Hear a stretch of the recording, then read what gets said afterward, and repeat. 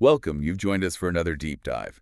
Today, we're tackling something lots of folks ask about when looking at property in Thailand. Yeah, that whole idea of using a Thai company to buy. Exactly. You've probably heard it mentioned maybe as a kind of workaround for foreigners wanting to own real estate there. Mm-hmm. Our main source today is a really insightful blog post from Ocean Worldwide. Mm. Now, these guys are a luxury real estate agency, and they're based right in Phuket. And just to be clear on pronunciation, that's P-O-O-Ket, yeah, not Phuket. Precisely, Phuket. Yeah. And Ocean Worldwide, they've been operating there since 2004. So, No. I mean, they really know the Phuket market. Over 2 decades of experience on the ground there. Sandra O'Neill, who's the director, she's helped, well, thousands probably, of families and investors in that luxury market, especially in Phuket and Koh Samui. Right. So our mission today is really to, unpack this strategy. Yep. What's actually involved in using a Thai company? What are the legal hoops? And maybe more importantly, what are the hidden risks you might not think about? We want you to get the full picture. Yeah, and it's interesting because Thailand is, on one hand, quite open to foreign investment, especially in tourism hotspots like Phuket. But then you have these laws. The ones about land ownership. Exactly. Laws designed to keep land predominantly in Thai hands. So this company structure idea, it emerges from that tension, doesn't it? We need to look at why the rules exist and what the law actually allows. Okay, good starting point. Yeah. So let's lay the foundation. The basic rules on foreign ownership in Thailand. What's the headline for someone new to this? Well, the absolute baseline is foreigners generally cannot own land directly in Thailand. Full stop. That's the main hurdle. Okay. Now, there are exceptions, right? The big one is condos. Foreigners can own condominium units outright in their own name, though even that has rules like quotas within a building. Right, the foreign ownership percentage. Exactly. And then there's leasehold, getting a long lease, maybe 30 years, often renewable. That gives you usage rights, but not outright ownership of the land. But today, we're focusing specifically on this Thai company route, not those other methods. Correct.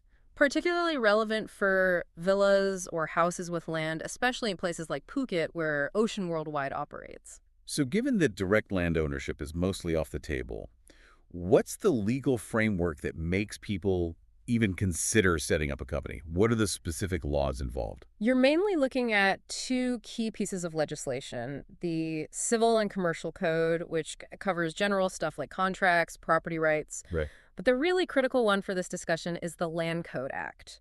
This act specifically governs how land is registered, administered, and crucially, who can own it. And that's where the restriction is. That's exactly where you find the primary restriction on foreign land ownership. So because of that rule in the land code, people start exploring alternatives like, okay, can a Thai company that I'm involved in own the land? That's the logic. Got it. That makes sense. So if you decide, okay, I want to explore this company path, what are the actual practical steps? How do you set up a Thai limited company? Right. It's a formal process. First step, you've got to reserve a company name. Make sure it's unique. Register it with the Department of Business Development, the DBD. Okay. Name secured. What's next? Then you file what's called a Memorandum of Association. Think of it like the company's charter. It states the company's objectives, what it's going to do, and its registered capital. The money side of things. Yeah. After that, there's a statutory meeting. This is where the initial shareholders, the founders, get together formally. They approve the company's setup, appoint the first directors, that sort of thing. Sounds pretty standard for setting up a company anywhere, maybe. In principle, yes. Then comes the admin, registering for a tax ID number. And if you expect your turnover to be above a certain amount, you'll need to register for VAT too. Okay. And depending on what the business actually does, you might need a specific business license as well. And shareholders. Are there rules about who they have to be? This seems important. Extremely important. And this is often a sticking point. Thai law says a private limited company needs at least 3 shareholders. 3 minimum. And here's the kicker. At least half of those shareholders must be residents in Thailand. Ah, right. So for a foreigner, that immediately means involving Thai partners, doesn't it? It does, at least on paper for the shareholding structure. Okay, so half need to be Thai residents. What sort of documents do you typically need to pull together for this whole registration? It's a fair bit of paperwork. You'll definitely need copies of passports for any foreign shareholders or directors, and Thai ID cards for the Thai ones. Standard ID stuff. Yep. Yeah. Then evidence that the company's registered capital, the money, has actually been put into a Thai bank account. Proof of funds? Exactly. You'll also need a lease agreement or proof of address for the company's registered office. Can't just be a P.O. box. Makes sense. Needs a physical presence. And often, especially if the land office is scrutinizing things, you'll need a solid business plan. What is this company actually going to do? That sounds like a lot to manage. And I guess getting it wrong could cause problems. Oh, absolutely. Mistakes or omissions in the paperwork, failing to meet the requirements, it can lead to major delays, fines, or the DBD could just reject the application entirely. So professional help seems wise here. It's not just wise, I'd say it's pretty much essential. Getting experienced legal counsel involved early on saves so much potential trouble. Okay, now let's get into something I know causes confusion. Control. A foreigner sets up a company. They might technically be a minority shareholder because of that residency rule, Right, needing Thai majority shareholders on paper. but they still want to be the one calling the shots. This leads to the idea of nominee shareholders. Can you explain what that means? Sure, a nominee shareholder is basically a Thai national who holds shares in their name, but they aren't the real owner or beneficiary. They're just holding the shares for the foreigner. Kind of like a front. Essentially, yes. The foreigner retains the actual control, the financial interest, maybe through side agreements. The goal is usually to make the company look like it's Thai-owned to get around those land laws. But what's the legal standing of this? Okay, this is critical. Using nominee shareholders is illegal under Thai law. Full stop. It's considered circumvention of the law. Illegal. And what are the consequences if you get caught? They can be really severe. We're talking potential legal action, hefty fines, and the authorities can even force the company to sell the property. The transaction could be invalidated. Wow.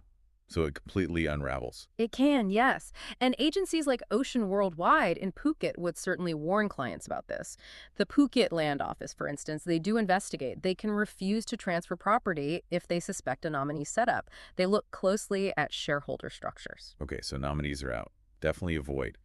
Are there any legal ways for a foreigner with minority shares to still have some legitimate control or influence? Yes, there can be legitimate structures, but they need careful legal crafting. For example, you might have different classes of shares. Maybe the foreigner holds preference shares that carry more voting weight on certain key decisions, even if they hold fewer shares overall. Ah, so different share types. Exactly.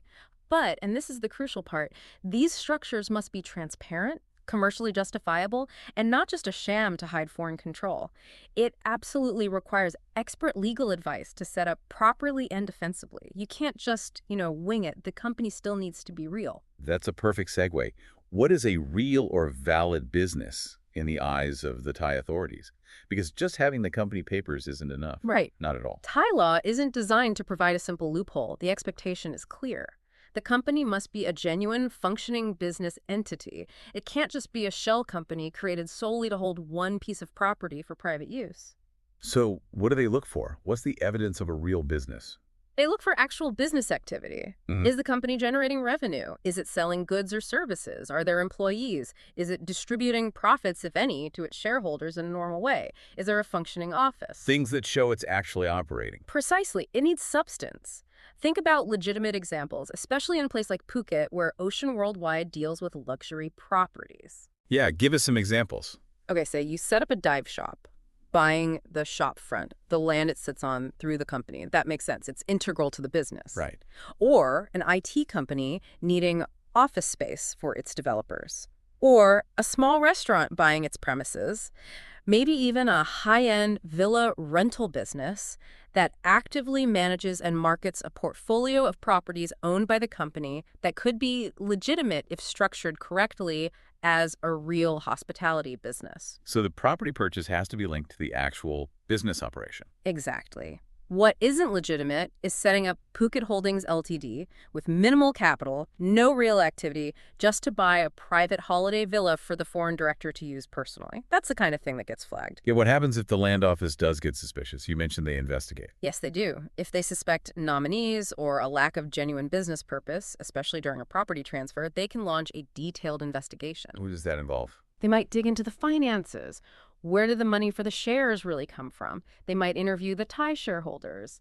Are they actually involved? Do they understand the business? It can get quite detailed. Sounds stressful and time-consuming. It absolutely can be. Yeah. These investigations can take months, even years in complex cases, putting the whole property deal on hold indefinitely.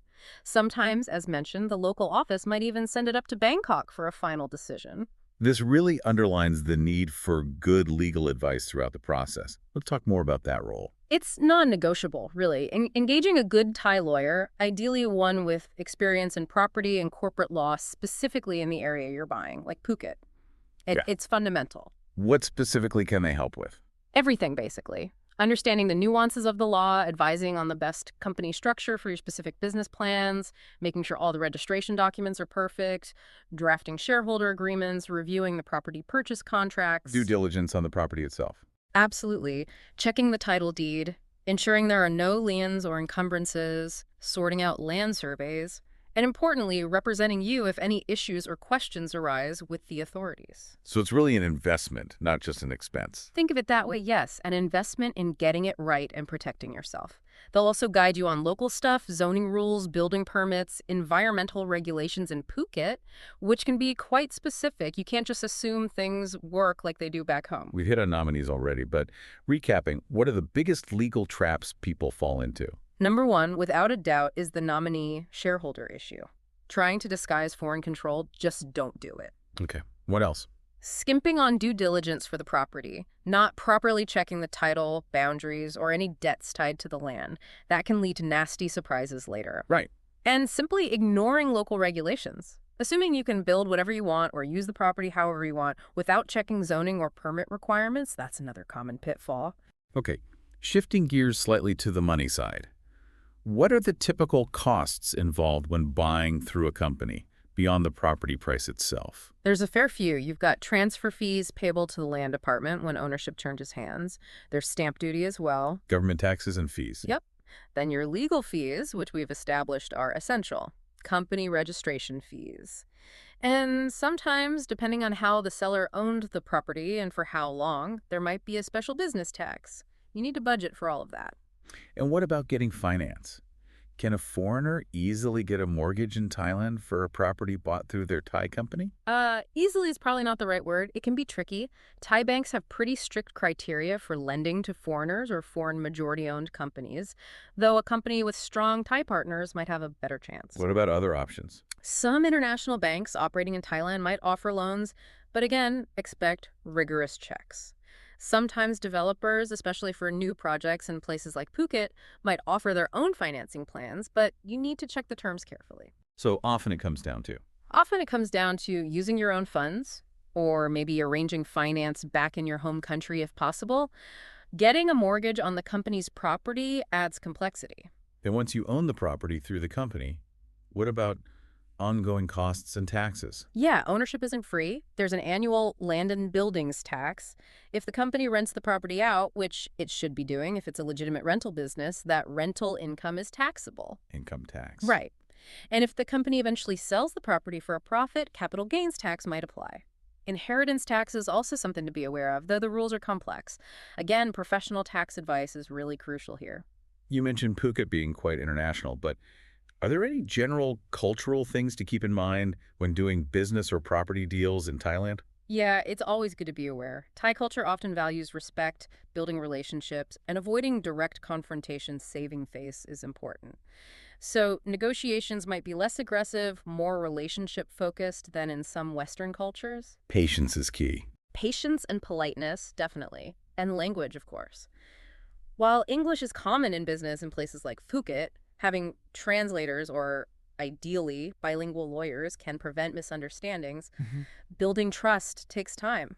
We've talked a lot about the risks and complexities. Let's flip it. If you do everything by the book, set up a legitimate business, use good lawyers, what are the actual benefits of using a Thai company? Why go through the hassle? The single biggest potential advantage is access to freehold land ownership. Remember, foreigners generally can't own land directly, but a legitimate Thai company can. So owning the land outright. not just leasing it. Exactly. That offers much greater long-term security and control compared to a lease. You have more direct control over managing the property, developing it potentially. And for someone running a real business. Well, owning the property needed for that business can be a solid long-term investment, integrated into the company's assets. It provides stability for the operation. But always with that big caveat. Always. The company must be a genuine, active business. It can't just be a vehicle for personal property ownership. That's the absolute key. Thinking about the market, especially Phuket, where Ocean Worldwide is focused, are there any general trends investors should be aware of? Well, Thai real estate varies a lot by region. Phuket, being a major international tourism destination, has its own dynamics, often driven by tourism and foreign investment, particularly in the luxury villa segment that Ocean Worldwide specializes in. Demand there can be quite different from, say, Bangkok or Chiang Mai. And the outlook for foreign investment. It generally remains positive, but it's always tied to the economy, global travel, and crucially, the regulatory environment. Understanding the current rules and potential changes is vital. Finding trustworthy partners seems critical in all this. Any tips there? Absolutely vital. Choose your real estate agent carefully. Look for established agencies with a long track record and good reputation in the specific area, like Ocean Worldwide and Phuket. Local expertise. Yes. Same with lawyers. Find specialists. Build relationships. Maybe network a bit within the local business community if you can. Trust is paramount. Can you give, maybe just in general terms, examples of where this has worked successfully? Sure. You hear stories, maybe a British expat who set up a successful consulting business in Bangkok and the company owns the office space. Or perhaps a Singaporean investor who established a genuine, high-end villa rental management company in Phuket, and the company legally owns the villas it manages. And the common thread in these successes? Always the same things. They met all the legal requirements. The company had legitimate, ongoing business operations. They did thorough due diligence, and they relied heavily on expert legal and financial advice from the start. No shortcuts. So boiling it all down, what are the absolute best practices if someone is seriously considering this route for buying property in Thailand? Okay, key takeaways. Do your homework, deep market research for your specific area, like Phuket. Plan your finances meticulously, include all the costs, taxes, fees. Right. Build those local relationships. Reputable agent, solid lawyer. Be completely transparent. And crucially, ensure the company you set up has a real, provable business purpose beyond just holding that one property. Think long term. So wrapping this up, buying property in Phuket, that's POS, or elsewhere in Thailand, using a Thai company. It is possible. It is. But as we've really dug into today, it's definitely not straightforward. It needs very careful planning, a clear understanding of the law, and frankly, professional guidance every step of the way. Couldn't agree more. Getting qualified legal help isn't optional, it's fundamental. And that core principle, the company must be a real business, not just a legal fiction to hold property. That's absolutely central. Yeah, trying to find shortcuts seems like the quickest way to run into serious trouble. It's a complex path, but potentially viable if navigated correctly. Precisely. It's not a loophole. It's a regulated structure that requires genuine commitment to doing business in Thailand. Which brings us to the end of this deep dive. Hopefully this has given you a much clearer and perhaps more realistic view of using a Thai company for property purchase. Definitely highlights the need for caution and expertise. So maybe something for you to think about is, what activities truly constitute a legitimate business in this context, and are you prepared for that level of commitment? Thanks for tuning in.